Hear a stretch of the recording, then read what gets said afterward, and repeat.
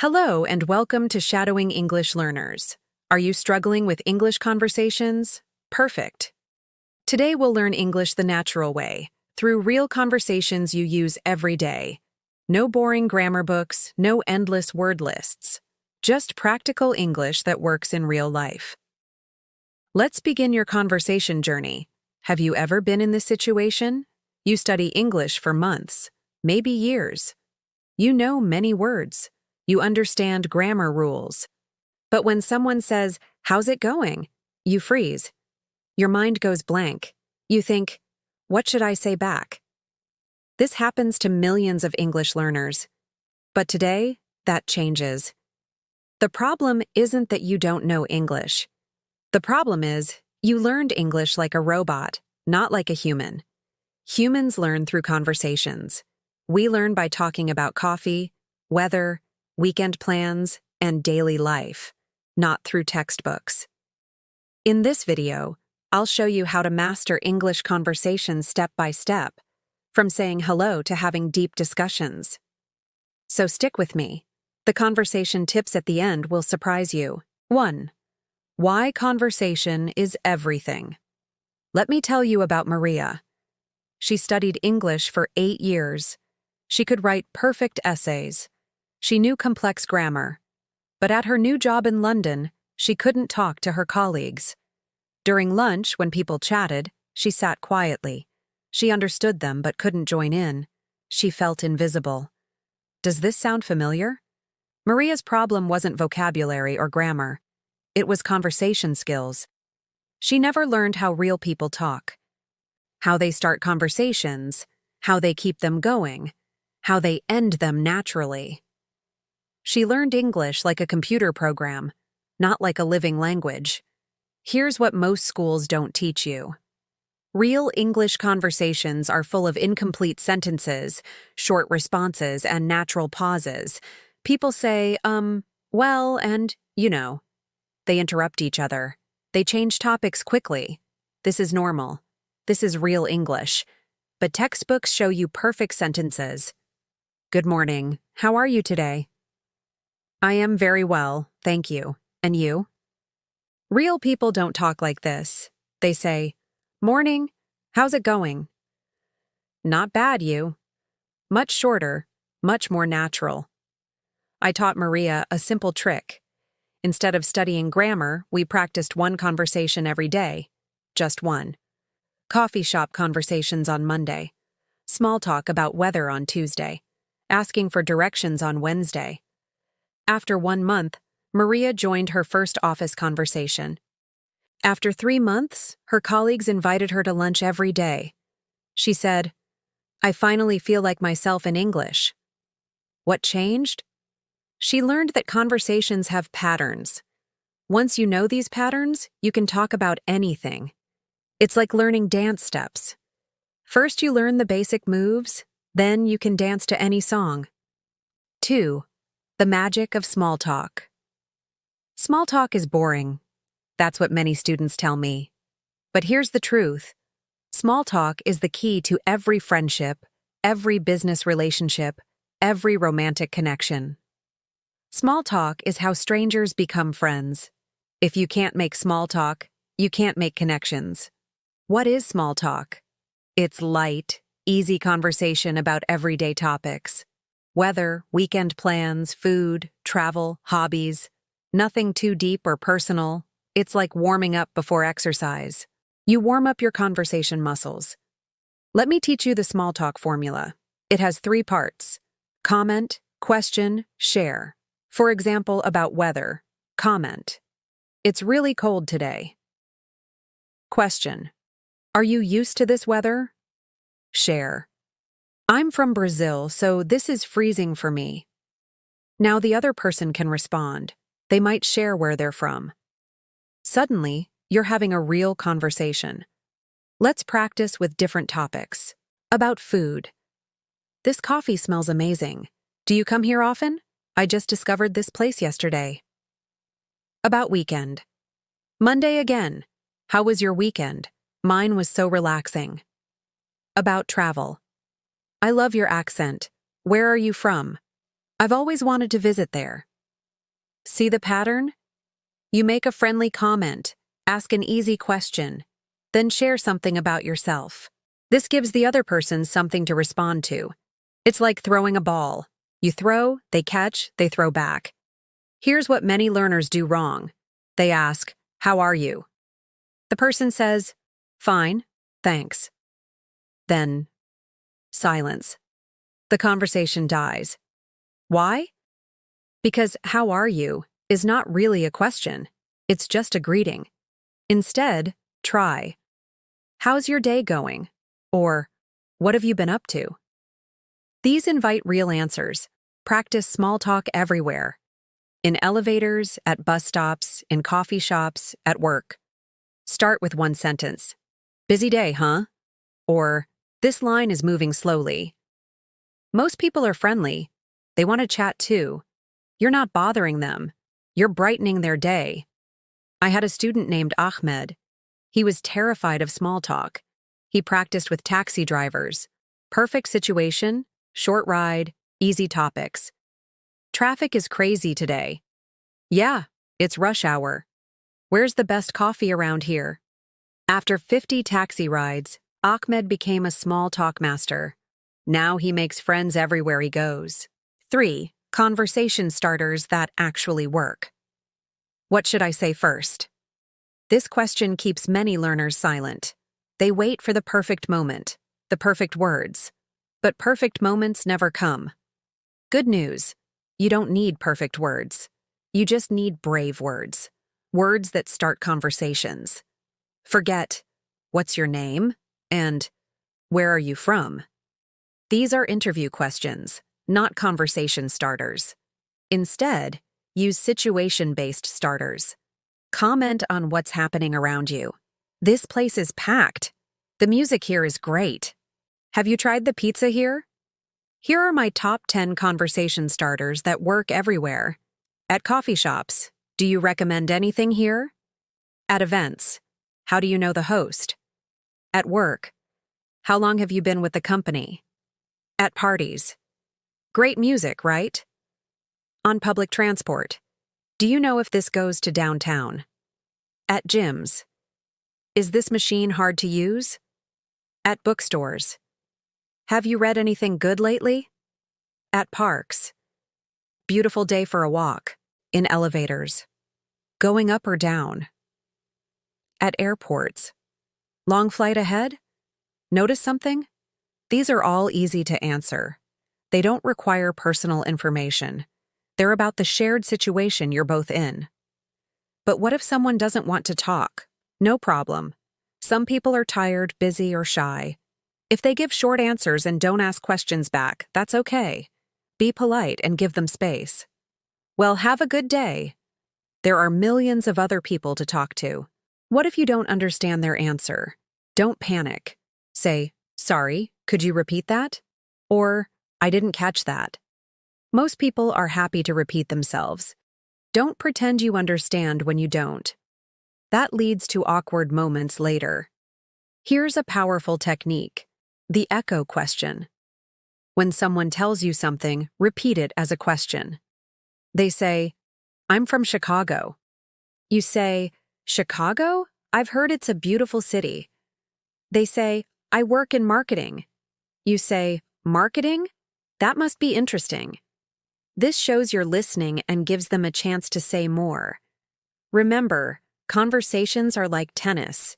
You hit the ball, they hit it back. Keep the ball in play. Don't hit it too hard with complicated questions. Don't let it drop with one-word answers. Keep it moving, keep it fun. 4. How to keep conversations going. Starting conversations is one skill. Keeping them alive is another. Many learners start well, then run out of things to say after 2 minutes. The conversation dies an awkward death. Everyone stares at their phones. But this doesn't have to happen. The secret is to be genuinely curious about people. Everyone has interesting stories. Your job is to find them. How? By asking follow-up questions. When someone says, "I work in teaching," don't just say, "Oh, nice." Say, "Teaching? What age group?" Or, "That must be rewarding." What's the best part? Here are the magic words that keep conversations flowing.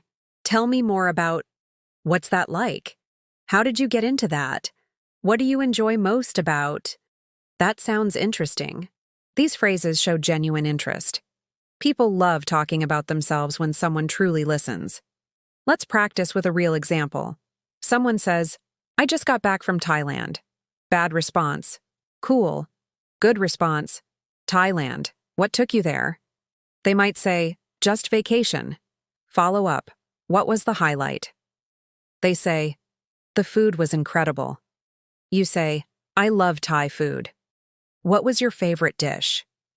See how one simple question led to a whole conversation thread? This is called branching. From one topic, you can branch into many directions. Travel, food, culture, future plans, recommendations. One conversation can last for hours if you branch skillfully, but don't interview people. Don't ask question after question like a reporter. Share something about yourself too. When they talk about travel, mention your travel experiences. When they talk about work, share something about your job. This creates balance. Both people contribute. Here's another technique.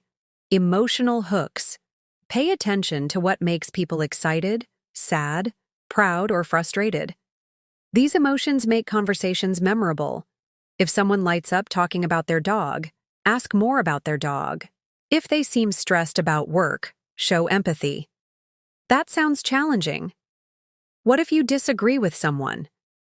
Stay curious, not combative. Instead of, that's wrong, try, that's interesting. I see it differently.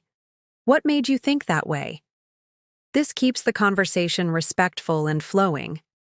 5. Common conversation. Mistakes to avoid.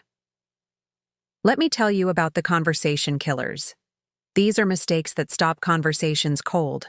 Once you know them, you can avoid them and become a much better conversationalist. Mistake number 1. Waiting for perfect English. You wait to speak until you can say something perfectly. But while you're thinking of the perfect sentence, the moment passes. The conversation moves on without you. Better to say something simple and imperfect than nothing at all. Mistake number 2. Talking only about yourself. You meet someone new and immediately tell them your life story, your job, your family, your problems, your dreams. This isn't conversation, it's a monologue. Remember, conversations are 50-50. You talk, they talk. You listen, they listen. Mistake number 3. Asking too many personal questions too quickly. What's your name? Where do you live? Are you married? How much money do you make? Slow down. Personal questions come later, after you build some comfort and trust. Mistake number 4. Being too negative. Complaining about weather, traffic, your boss, your life. Yes, sometimes people bond over shared complaints, but too much negativity makes people uncomfortable. Balance complaints with positive topics. Mistake number 5. Not listening. You're so worried about what to say next that you don't hear what they're saying. Then you ask a question they just answered, or you respond to something they said 5 minutes ago. Listen first, speak second. Mistake number 6. Ending conversations abruptly. The conversation is going well, then suddenly you say, okay, bye, and walk away. People feel confused and rejected. Learn to end conversations gracefully. Well, it was really nice talking to you. I should probably get going, but this was fun. I hope you enjoy the rest of your day. Mistake number 7. Trying to be someone you're not. You think you need to be super funny, super interesting, super confident. But fake personalities are exhausting and obvious. Be yourself. Your real personality is more interesting than any fake one. 6. Mastering phone and video conversations. Phone and video conversations are different from face-to-face talks. You can't see body language clearly. There might be delays or technical problems. But with the right techniques, you can master these conversations too. For phone calls, speak a bit slower and clearer than usual. Without visual cues, people rely more on your voice. Use phrases like, "Can you hear me okay?" and "Am I speaking clearly enough?" to check understanding. Video calls have their own challenges. Look at the camera, not the screen when you're speaking. This makes eye contact with the other person. Have good lighting on your face. Sit somewhere quiet. Test your technology before important calls. For both phone and video, confirm important information. So, we're meeting at 3 p.m. on Tuesday, right? Let me repeat that address to make sure I have it correct. This prevents misunderstandings. 7. Building confidence in group conversations. Group conversations can feel scary. Everyone is talking fast. Topics change quickly. You want to join in but don't know when or how. Here's how to handle group conversations with confidence. First, listen before you speak. Every group has a rhythm. Some groups are loud and interrupt each other. Others are polite and take turns. Learn the group's style before jumping in. Look for natural entry points. When someone finishes a story, that's a good time to share a related experience. When the group asks a question, that's your chance to answer. When there's a natural pause, you can introduce a new topic. Use inclusive language. Instead of, "I think," try, "What do you all think about?" This invites others to share their opinions too. You're not just sharing your view, you're facilitating discussion. If you disagree with someone, do it gently. That's one way to look at it. I've had a different experience. This shows respect while sharing your perspective. 8. Your 30-day conversation challenge. Now it's time to put everything into practice. I'm giving you a 30-day conversation challenge. Every day, you'll practice one conversation skill. By the end of 30 days, you'll be amazed at your progress. Week 1, Small Talk Basics. Day 1, Comment on weather to one person. Day 2, Ask about someone's weekend. Day 3, Compliment something, clothes, hair, smile. Day 4, Ask for a recommendation, restaurant, movie, book. Day 5, Share something about your day. Day 6, Practice in a coffee shop. Day 7, Review and reflect on the week. Week 2, Conversation starters. Day 8, Use a situation-based starter. Day 9, Try an echo question. Day 10, Practice follow-up questions. Day 11, Share a personal story. Day 12, Ask about someone's job or studies. Day 13, Practice at work or school. Day 14, Weekly review. Week 3, Keeping conversations going. Day 15-21, Practice branching conversations, emotional hooks, active listening, sharing personal experiences, asking open-ended questions, group conversation skills, and ending conversations gracefully. Week 4, Real-world practice. Days 22-28. Have longer conversations with strangers. Practice phone, video calls. Join group discussions. Attend social events. Practice at work. Help someone in English, and challenge yourself with difficult conversations. Day 29-30. Reflection and planning. What improved? What still needs work? Set goals for the next month. You now have everything you need to master English conversations. Remember, every native speaker was once a beginner. Every confident person was once nervous. Every great conversationalist started with simple, "Hello." The difference between people who improve and people who stay stuck is practice. You can watch 100 videos about swimming, but you'll never swim until you get in the water. Same with conversations. You'll never improve until you start talking. Start today. Start small. Say hello to one person. Ask one question. Share one thing about yourself. Then tomorrow, do it again. Every conversation makes you stronger, more confident, more fluent. Don't worry about making mistakes. Native speakers make mistakes too. Don't worry about your accent. Everyone has an accent. Don't worry about being perfect. Perfect conversations don't exist. Your goal is not to speak like a native speaker. Your goal is to communicate clearly, connect with people, and express yourself confidently. You can do this. I believe in you. Here's your first homework. Go to the comments section below. Write one thing you learned today and one conversation goal for this week. Let's start a conversation right here, right now. If this video helped you, please like it and subscribe for more practical English lessons. Share it with someone who needs conversation confidence. Together, we can help more people find their English voice. Thank you for learning with me today. Remember, every conversation is a chance to improve. Every mistake is a chance to learn. Every day is a chance to be more confident. See you in the next lesson.